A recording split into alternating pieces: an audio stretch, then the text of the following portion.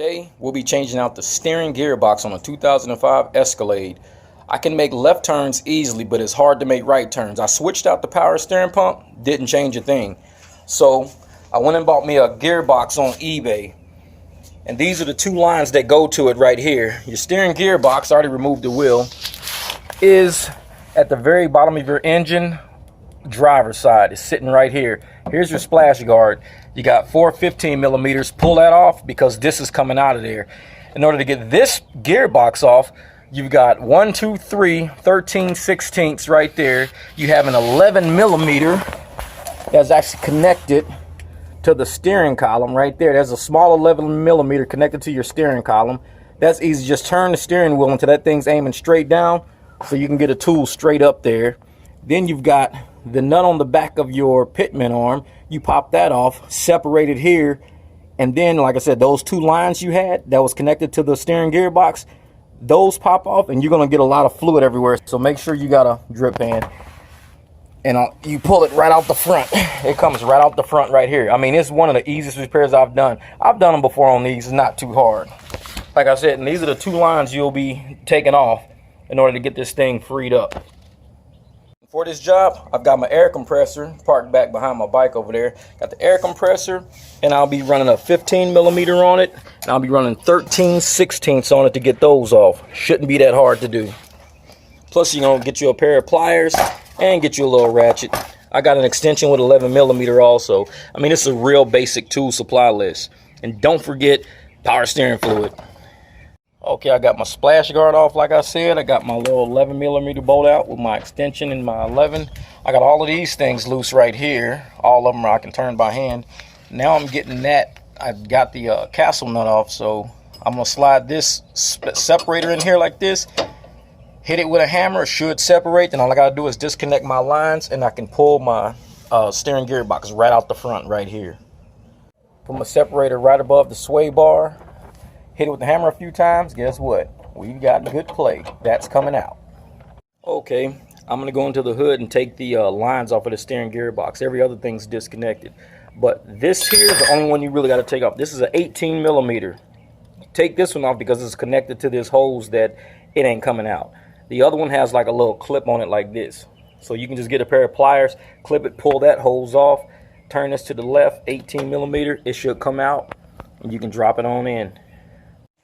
Having a helper is always nice. What's up, Dev? Okay, there's one out right there. That one's out, and this one's about to go in. Doesn't take that long. Okay, I'm all done, and you can tell from where the sun's hitting that it didn't take me all day. That was maybe 30-40 minutes of work. All right, so as you can see, I got this nut tightened on. This is the line that came on the truck. That I just tightened. I put the clamp on this, so there's your clamp there. Let me see if I can move this out the way a little bit. Yep, you can see the clamp right there. Got that clamp back on. Here's my nut to my steering column. I actually tightened it up from the bottom because it makes it a lot easier. But there's the new one in there now. That's the new one. All right, let's get up under here. All I gotta do is put my splash guard back on and we should be good. But there's a new one right there. I got my 3 13/16 on. You can see my nuts back on my pitman arm right there. And if you look up further, whoops. Yeah, dropping everything. If you look up further, there's the little nut right there to your steering column. So everything's back together. I'm gonna check the fluid level and get her running. Decided to take it for a test drive. This is me making right turns now with one hand. Look at that, so smooth. Woohoo! One hand, that's it. This is my old Escalade right here. She's back in action. I haven't driven her for a couple of weeks just because it was just kind of hard to make right turns, but there you go. Right turn.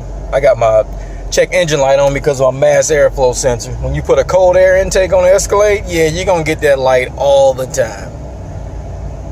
And then I got my traction control because I turned that shit off. I was doing some donuts one day and my traction control light came on. And I was like, forget that, I'm not messing with it.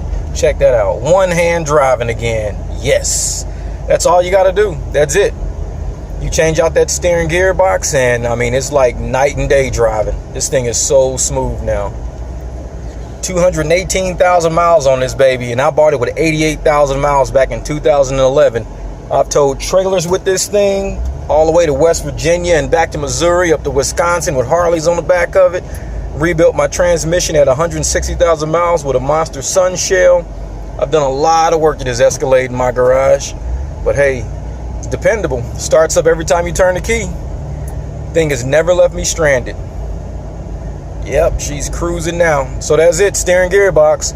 All these mechanics online saying, don't change out your power steering pump. They're right, don't change out your power steering pump. Change out your gearbox. If you can turn left and you can't turn right, do not change out your power steering. Change out the gearbox.